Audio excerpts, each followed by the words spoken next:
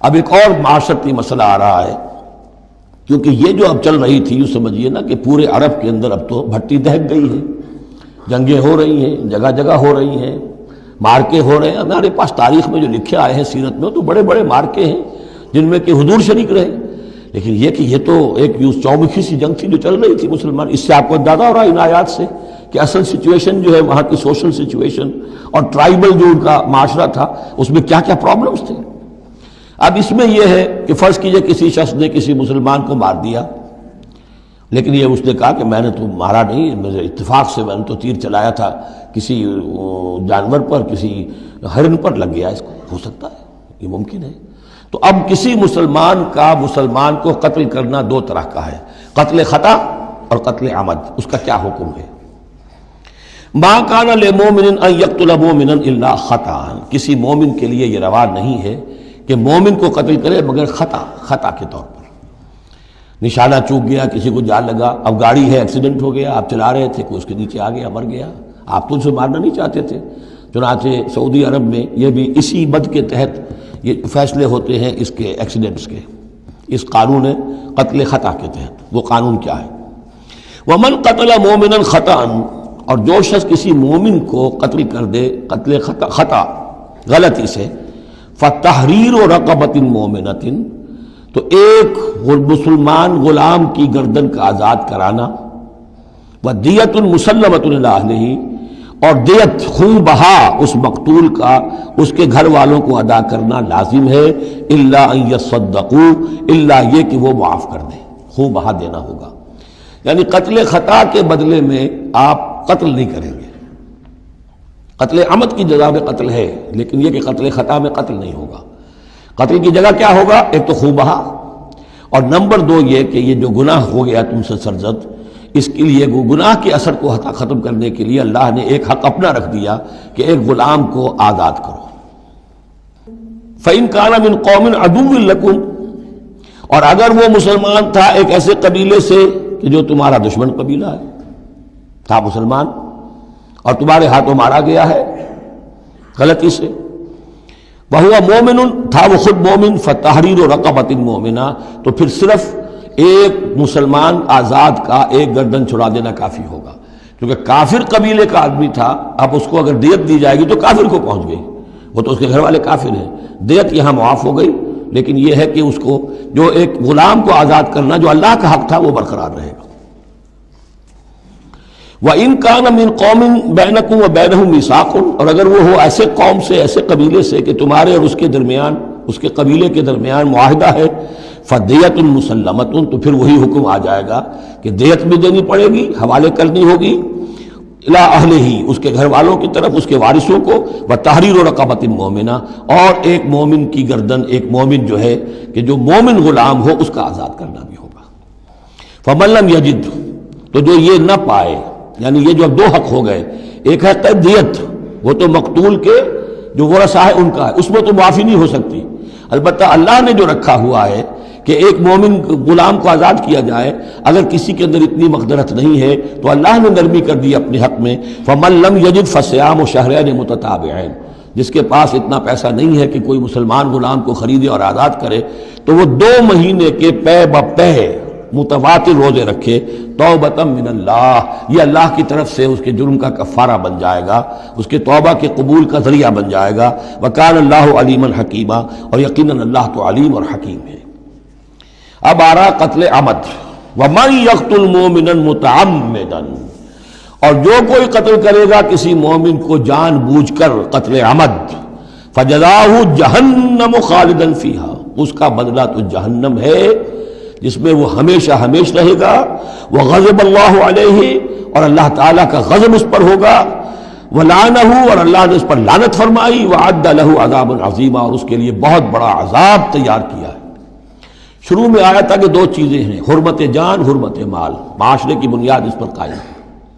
لہذا یہ کہ ایک مسلمان کا قتل کر دینا بھی اللہ کے ہاں کتنا بڑا ہے. آگے چل کر سورہ مائدہ میں اس سے بھی آگے آ گیا، فَكَأَنَّمَا قَتَلَ النَّاسَ جَمِيعًا، کسی ایک انسان کو ناحق قتل کر دینا بھی ایسے ہے جیسے کہ پوری نوع انسانی کو قتل کر دیا، اس لیے کہ تمدن کی جڑ کاٹ دی.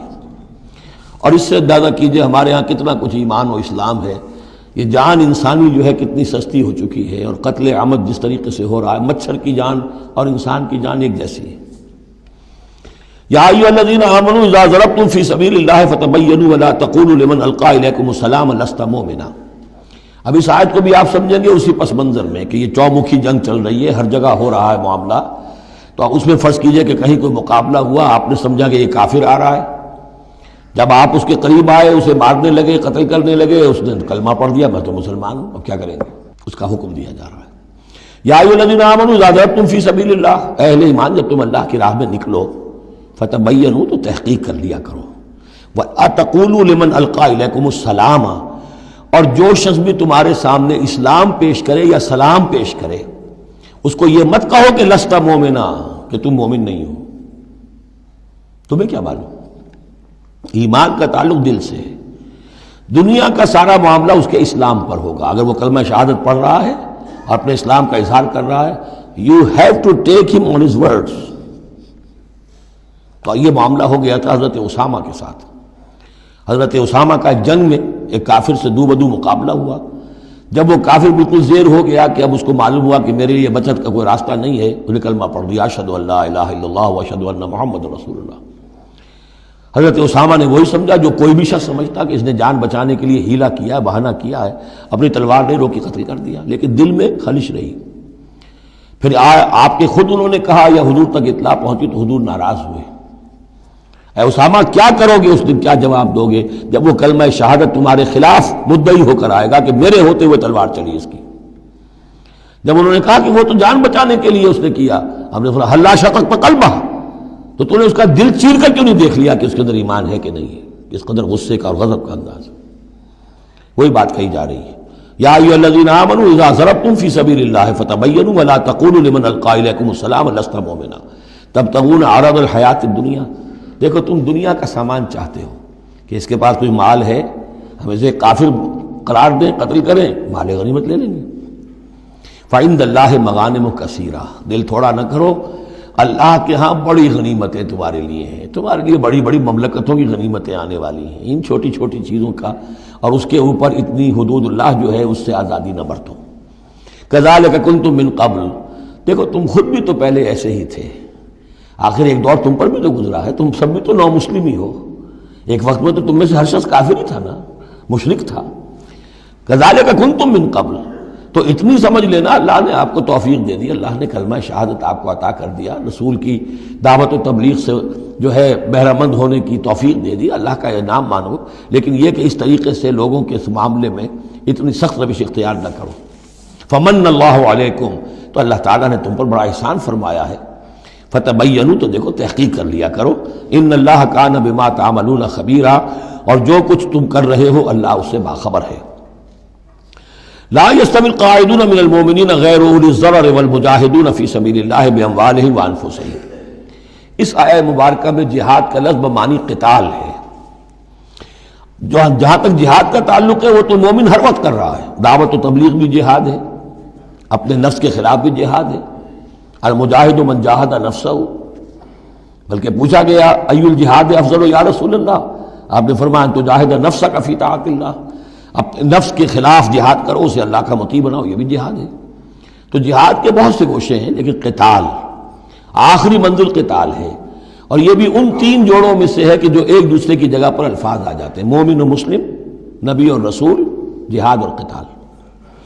لا یستوی القاعدون من المؤمنین، برابر نہیں ہے اہل ایمان میں سے بیٹھ رہنے والے، یعنی جو کہ قتال فی سبیل اللہ کے لیے نہیں نکلتے، غیر اولی الضرر،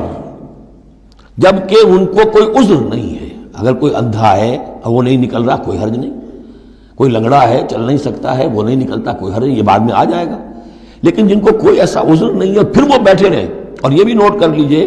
کہ نفیر عام پہلی مرتبہ ہوئی ہے صرف غزوہ تبوک میں سن 9 ہجری میں جا کر، اس سے پہلے پرسویشن تھی، نکلو اللہ کی راہ میں، نکلو اللہ کی راہ میں، نکلو اللہ کی راہ میں، لازم ہر ایک کے لیے نہیں تھا، قتال فی سبیل اللہ آپشنل تھا، لہذا اس کے اوپر کسی سے نکیر بھی نہیں ہوتی تھی، نہیں گیا کوئی نہیں گیا ٹھیک ہے، لیکن پھر یہ کہ جو غزوہ تبوک میں نہیں گئے ان سے ایکسپلینیشن کال کی گئی، ان کو سزائیں بھی دی گئی وغیرہ وغیرہ۔ تو اب چونکہ آپشنل تھا لہذا وہاں پر یہ تو نہیں کہا جا سکتا تھا کہ اب ان کو پکڑو اور ان کو سزا دو،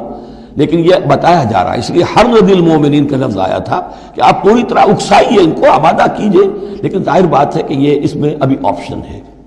لیکن برابر نہیں ہے وہ لوگ جو بیٹھ رہے ہیں اور جنہیں کوئی عذر نہیں، والمجاہدون فی سبیل اللہ باموالہم وانفسہم، اور وہ لوگ جو اللہ کی راہ میں جہاد کے لیے، قتال کے لیے نکلے ہیں اپنی جانوں اور مال کے ساتھ۔ فضل اللہ المجاہدین باموالہم وانفسہم علی القاعدین درجہ،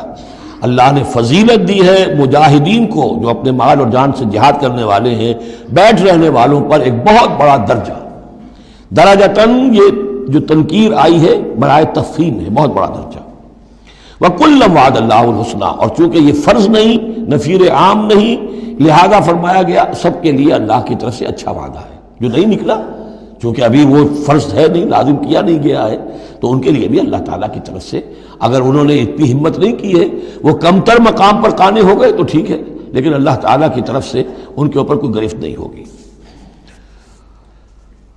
وَكُلًّا وَعَدَ اللَّهُ الْحُسْنَىٰ وَفَضَّلَ اللَّهُ الْمُجَاهِدِينَ عَلَى الْقَاعِدِينَ أَجْرًا عَظِيمًا، لیکن فضیلت دی ہے اللہ تعالیٰ نے مجاہدین کو بیٹھ رہنے والوں پر اجر عظیم،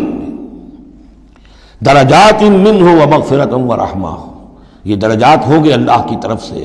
اور اس کی طرف سے مغفرت اور رحمت، وکان اللہ غفور الرحیم، اور یقیناً اللہ تعالیٰ غفور الرحیم ہے۔ ان الذین توفاہم الملائکۃ ظالمی انفسہم، اب یہ آ گئے وہ لوگ کہ جو عذر کے بغیر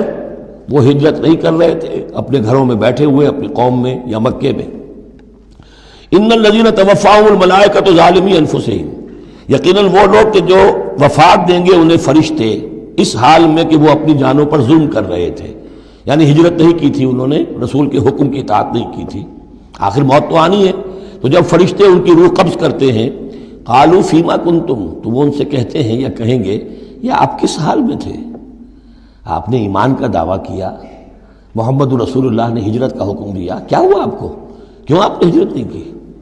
قالوا كنا مستضعفین فی الارض، تو وہ کہیں گے ہمیں دبا لیا تھا لوگوں نے، ہم مجبور ہو گئے تھے، کیا کریں، ہم معذور تھے۔ قالوا الم تکن ارض اللہ واسعہ، وہ فرشتے کہیں گے کیا اللہ کی زمین واسع نہیں ہے، وسیع نہیں ہے، کھلی نہیں ہے، کشادہ نہیں ہے، فتہاجروا فیہا، کہ تم اس میں ہجرت کرتے، فاولئک مأواہم جہنم، تو یہ وہ لوگ ہیں جن کا ٹھکانہ جہنم ہے، وساءت مصیرا، اور وہ بہت بری جگہ ہے ٹھہرنے کی۔ الا المستضعفین من الرجال، ہاں ایسے لوگ جو واقعتاً جن کو اب چینز پہنا دی گئی ہوں، زنجیروں میں جکڑ کر جن کو کہ گھروں میں رکھا گیا، ان کا معاملہ ہو رہا ہے کہ جنہیں دبا دیا گیا ہو۔ مستضعفین من الرجال والنساء، اور عورتیں، ان کے لیے تنہا سفر کرنا، ایسے بھی عورتیں تھیں جن تنہا ہجرت کی ہے، لیکن ہر ایک کے لیے تو نہیں۔ والولدان، اور بچے، لا یستطیعون حیلۃ، کہ نہ ان کے پاس کوئی تدبیر ہے، ولا یہتدون سبیلا، نہ وہ راستہ جانتے ہیں۔ فاولئک عسى اللہ ان یعفو عنہم، تو یہ وہ لوگ ہیں کہ اللہ تعالیٰ ان کو معاف فرمائے گا۔ اگر عذر تھا، مجبوری تھی، نہیں جا سکتے تھے، بچے ہیں، عورتیں، ان کے لیے کہا گیا تھا کہ ان کے لیے قتال فی سبیل اللہ کرو، انہیں جا کے چھڑاؤ، لیکن جو لوگ بغیر عذر کے وہاں بیٹھے ہوئے ہیں وہ منافق ہیں کٹر، ان سے تمہارا کوئی تعلق نہیں جب تک کہ وہ ہجرت نہ کریں، بلکہ وہ قتال کے معاملے میں بالکل کفار کے برابر ہیں۔ الا المستضعفین من الرجال والنساء والولدان لا يستطيعون حیلۃ ولا يهتدون سبیلا فاولئک عسى الله ان يعفو عنهم وكان الله عفوا غفورا، اور اللہ تعالیٰ بخشنے والا اور معاف فرمانے والا ہے۔ ومن يهاجر في سبيل اللہ، اور جو کوئی ہجرت کرے گا اللہ کی راہ میں، یجد فی الارض مراغما کثیرا وسعا، وہ زمین میں پائے گا کشادگی بہت بڑی اور وسعت۔ ان ارضی واسعۃ فإیایا فاعبدون، سورہ عنکبوت میں آپ پڑھیں گے، میری زمین بڑی کشادہ ہے، اگر یہاں اللہ کی بندگی نہیں کر سکتے تو کہیں اور چلے جاؤ۔ ومن یہاجر فی سبیل اللہ یجد فی الارض مراغما کثیرا وسعا ومن یخرج من بیتہ مہاجرا، اور اس کے ساتھ ساتھ یہ بھی سمجھ لو جو شخص اپنے گھر سے نکل کھڑا ہوا ہجرت کے لیے، الی اللہ ورسولہ، اللہ اور اس کے رسول کی طرف، دولت کے لیے نہیں۔ یہ حدیث نبوی جو ہے کہ ایک شخص وہ ہے جو ہجرت کرتا ہے کسی عورت سے نکاح کے لیے، ایک شخص وہ ہے جو دولت کے لیے کرتا ہے، وہ نہیں۔ فہجرتہم الی ما ہاجر الیہ، اس کی ہجرت اس میں شمار ہوگی۔ جس نے اللہ اور اس کے رسول کی طرف ہجرت کی خلوص نیت کے ساتھ، گھر سے نکل کھڑا ہوا، ثم یدرکہ الموت، پھر اسے موت نے آ لیا، وہ نہیں پہنچ سکا مدینہ منورہ، حضور کے قدموں تک رسائی نہیں ہو سکی، بمصطفیٰ برسا خیش را کے دی ہماؤس اس تک نہیں ہو سکا، فقد وقع اجرہ علی اللہ، تو اس کا اجر اللہ کے ذمے ثابت ہو گیا۔ یعنی وہ نیت کر کے نکل آیا، خلوص نیت کے ساتھ، اللہ اور اس کے رسول کے حکم سمجھ کر وہ نکل آیا ہے، دارالہجرت تک نہیں پہنچ پایا، درمیانی میں کہیں اس کی موت واقع ہو گئی، فقد وقع اجرہ علی اللہ، اللہ کے ذمے اس کا اجر جو ہے وہ اللہ کے ذمے ثابت ہے۔ وَكَانَ اللَّهُ غَفُورًا رَحِيمًا، اور یقیناً اللہ تعالیٰ غفور ہے، بخشنے والا، اور رحیم ہے، رحم فرمانے والا۔ بارک اللہ لی ولکم فی القرآن العظیم ونفعنی وإیاکم بالآیات والذکر الحکیم۔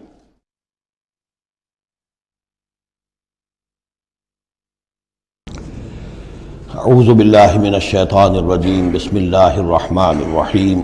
وَإِذَا ضَرَبْتُمْ فِي الْأَرْضِ فَلَيْسَ عَلَيْكُمْ جُنَاحٌ أَن تَقْصُرُوا مِنَ الصَّلَاةِ صدق اللہ العظیم۔ اب یہ پھر کچھ شریعت کے احکام آ رہے ہیں، گویا کہ خطاب کا رخ پھر اب مسلمانوں کی طرف، اہل ایمان کی طرف، شریعت کے احکام، عبادات سے متعلق تفاصیل۔ اور اے مسلمانوں، جب تم زمین میں سفر کرو تو کوئی حرج نہیں ہے تم پر، کوئی گناہ نہیں ہے کہ تم کچھ کم کر لیا کرو نماز میں۔ ان خفتم ان یفتنکم الذین کفروا، اگر تمہیں اندیشہ ہو کہ تم کو نقصان پہنچائیں گے کافر۔ ان الکافرین کانوا لکم عدوا مبینا، یقیناً یہ کافر تمہارے کھلے دشمن ہیں۔ یہ ہے قصر صلاۃ، لیکن صلاۃ الخوف کی حالت میں، جنگ کی حالت میں قصر کا حکم۔ اور اس میں بھی خاص طور پر جو صورتحال تھی کہ جب حضور کے ساتھ ہوتے تھے تو اب اگر شکل یہ ہوتی